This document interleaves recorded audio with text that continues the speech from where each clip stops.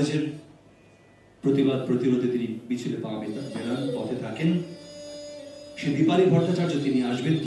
বুদ্ধবাবুকে তিনি যেভাবে দেখেছেন শিল্প সম্পর্কে, পেইন্টিং, স্কাল্পচার নিয়ে বুদ্ধদেব ভট্টাচার্য কি ভাবতেন, কি তার অভিজ্ঞতা, দীপালি দেখেছে সে শুনবো। আমি দীপালিকে মঞ্চে আসার জন্য অনুরোধ জানাচ্ছি।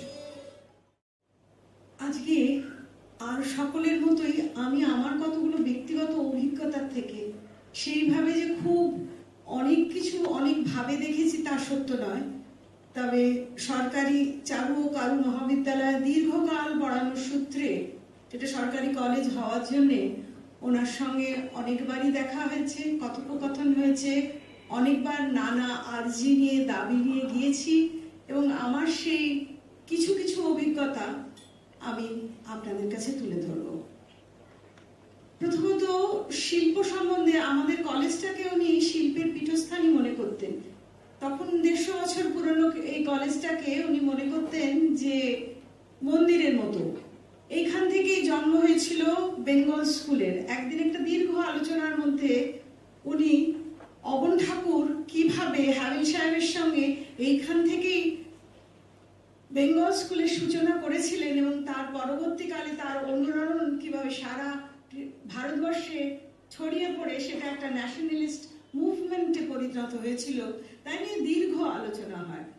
অবাক হয়েছিলাম এত গভীরভাবে জানেন কি করে বেঙ্গল স্কুলের এই মুভমেন্ট নিয়ে। পরে উনি প্রায় যখনই সময় সুযোগ হয়েছে যতবারই ধারাবাহিকভাবে আমাদের বার্ষিক যে এক্সিবিশন হতো সেটা উদ্বোধন করতে আসতেন। এই সময়ের কথা হচ্ছিল না, 6টায় উদ্বোধন করার সময় হলে ঠিক 6:05 ওনার গাড়ি এসে ঢুকতো কলেজে। শুধু ঢুকতোই না, উনি হাতে অনেকটা সময় নিয়ে আসতেন। উনি যে এসে পৌঁছতেন তারপরে টানা 2 ঘন্টা আমাদের 7টা ডিপার্টমেন্ট ঘুরে দেখতেন, আর যখন দেখতেন ছাত্রছাত্রীদের সঙ্গে একেবারে একাত্ম হয়ে যেতেন। তাদের সঙ্গে তাদের মাধ্যম, তাদের বিষয়বস্তু সবকিছু নিয়ে আলোচনা করতেন, কথা বলতেন। তারা কে কি ভাবছে ভবিষ্যতের কথা তা নিয়েও আলোচনা করতেন। এমনই একবার মনে পড়ে যে তখন আমাদের কলেজে একটা অসাধারণ আর্কাইভ আছে, 150 বছরের পুরনো আর্কাইভ। ভাবা যায় না কত মূল্যবান সে সম্পদ। তখন আমিও একটা স্বপ্ন দেখছি সেই আর্কাইভকে আমরা কিভাবে লিপিবদ্ধ করব, ছবিগুলোকে সংস্কার করব, রেস্টোর করব। তো সেইখানে গিয়ে উনি দেখেন এবং উনি বলেন যে এই আবেদন আমি সেন্ট্রাল গভর্নমেন্টের কাছে পাঠাচ্ছি ফান্ডের জন্য এবং আপনারা এটাকে আমার কাছে চিঠি দিয়ে জানান। সুতরাং এই যে আর্কাইভের মূল্য কি হতে পারে সেটা তিনি সেদিন বুঝেছিলেন। আরো সেই সময় আরেকটা ঘটনাও কলেজে মনে পড়ে যাচ্ছে। সেই সময় তখন আমাদের মহানাগরিক ছিলেন বিকাশ রঞ্জন ভট্টাচার্য। তার উৎসাহে কর্পোরেশনের সমস্ত ছবিগুলোকে আমরা রেস্টোর করছিলাম, একটা বিরাট হল ঘরের মতো জায়গা। সেটা গিয়ে উনি খুব মনোযোগ সহকারে দেখেন। সেখানে সমস্যা এটাই হয়েছিল, ওখানে বহু পুরনো সমস্ত অত্যন্ত দামি ছবি রয়েছে। সেই বামাপদ বন্দ্যোপাধ্যায় থেকে অতুল বসুর করা পোর্ট্রেট সমস্ত রয়েছে। সেখানে পরবর্তীকালে অনেকেই মনের মাধুরী দিয়ে সুভাষ বোসের গলায় একটা মালা এঁকে দিয়েছে, বেশ মিলিটারি পোশাক, তার উপরে মালা ঝুলছে। সেইগুলোকে তুলে আমরা তাদের পুরনো যেরকম চেহারা, অরিজিনাল চেহারা তাতে ফেরানোর চেষ্টা করছিলাম। খুব মনোযোগ সহকারে দেখলেন পুরো এক্সিবিশন, রেস্টোরেশন ডিপার্টমেন্ট। তার কিছুদিনের মধ্যে তখন কমল কুমার মজুমদার ছিলেন তথ্য সংস্কৃতি ডিপার্টমেন্টে। উনি এসে উপস্থিত।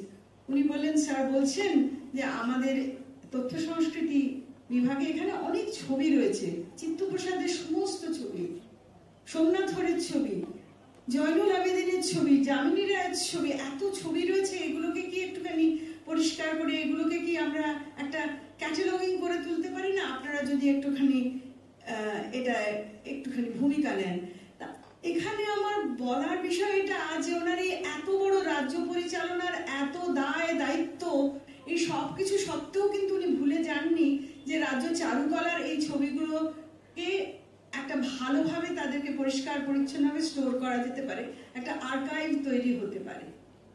এছাড়াও উনি যখন কলেজে এসেছেন তখন নালিশ করেছি যে সেই সাহেবদের সময় 100টা মাত্র সিট ছিল, এখনো ক্যাম্পাসের মতো, বেশিরভাগ ছাত্রছাত্রীকে ফিরে যেতে হয়। তো আমাদের একটু সিট টিট বাড়ালে হয় না, বা আরেকটা অল্টারনেট ক্যাম্পাসের খুব প্রয়োজন। তখনকার ডিএমকে দিয়ে সঙ্গে সঙ্গে 3টে জমি দেখিয়ে আমাদেরকে, সে স্বপ্নটা সত্যি হয়নি ঠিকই, কিন্তু আমাদেরকে সেই জমি দেখিয়ে, আরবানা বলে একটি বড় বাড়ি হয়েছে আজকাল, ঠিক তার পাশে 3 একর জমি, সেখানে নতুন ক্যাম্পাসের প্রায় হয়ে গিয়েছিল, কিন্তু সেই সময় রাজনৈতিক পট পরিবর্তন হয়ে যায়। এছাড়াও উনি বলেছিলেন যে এই দীর্ঘ 150 বছরের কলেজটাকে আমরা সহজেই ইউনিভার্সিটি স্ট্যাটাস দিতে পারি, এবং মুর্শিদাবাদে, শিলিগুড়িতে আরো 2টো আর্ট কলেজ করা যেতে পারে। এইভাবে ডিসেন্ট্রালাইজ করার কথা উনি কিন্তু প্রথম বলেছিলেন আমাদেরকে। এছাড়াও কিছু ছেঁড়া ঘটনা মনে পড়ে। একবার আমরা একটা শিল্প সংস্কৃতি সব এক প্ল্যাটফর্মে আনার জন্য সুনীলদা, সন্থদা সবাই মিলে আমরা একটা, আমাদের যে সংগঠন এখনো সেটা রয়েছে, সেটার নাম হলো Kolkata foundation for art, literature and culture. তার জন্য জমি চাইতে আমরা তথ্য সংস্কৃতি ডিপার্টমেন্টে গেলাম। আমাদের বন্ধু সৌমিত্র মিত্র সেটাকে উদ্যোগ নিয়ে আমাদের অ্যাপয়েন্টমেন্ট করে দিলেন। এক কথায় সুনীলদাকে কি সসম্মানে বললেন যে হ্যাঁ, নিশ্চয়ই জমি পাবেন আপনারা। মেট্রো ক্যাশিং কার্ডের পেছনে 3 বিঘে জমি উনি আমাদের সত্তর সেই জমি দিলেন, এবং সেখানে একটা সাংস্কৃতিক মঞ্চ যাতে তৈরি হতে পারে, একটা কেন্দ্র যাতে তৈরি হতে পারে, তার জন্য যতটা সাহায্য সম্ভব, কেন্দ্রে চিঠি লেখা, কিছু আর্থিক অনুদান পাওয়ার সম্ভাবনা, সবকিছু ব্যবস্থাও করে দিলেন উনি। এরপরও আরেকবার মনে পড়ে, রাইটার্স বিল্ডিং এ একটা বই উপহার দিতে গিয়েছিলাম, সেটা খুব ইন্টারেস্টিং। সেদিন সেই বইটা দেওয়ার সময় বেশ কিছুটা সময় পায়। সুনীলদা সেদিনও, সুনীল গঙ্গোপাধ্যায় সঙ্গে ছিলেন। তো সেদিনও উনি, সেদিনকার বিষয়বস্তু ছিল প্রাচ্য নয়, পাশ্চাত্যের শিল্প।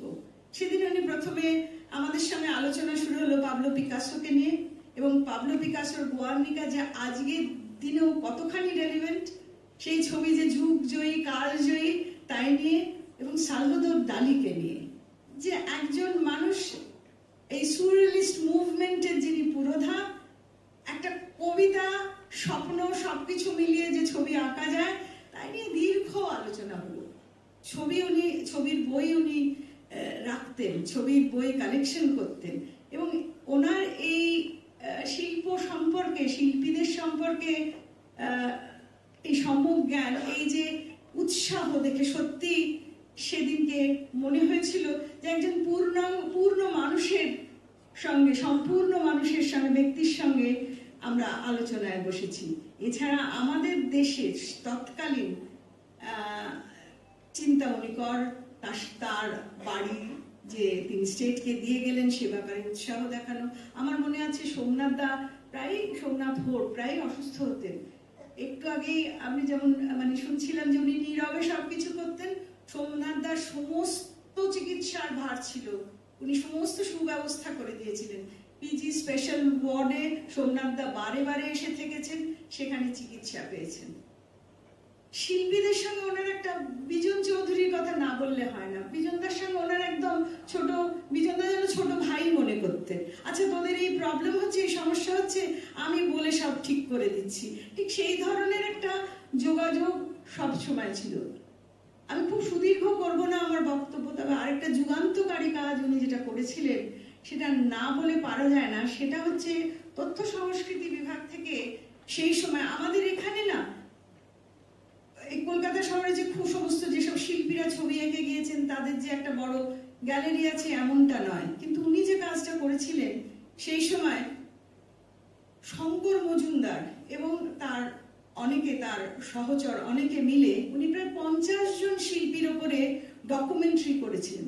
আজকে যদি সেই সময়কার শিল্পী, নীরদ মজুমদার থেকে আরম্ভ করে যারা প্রায় বিস্মৃত আজকে, তাদের কথাকে কেউ মনে রাখে না।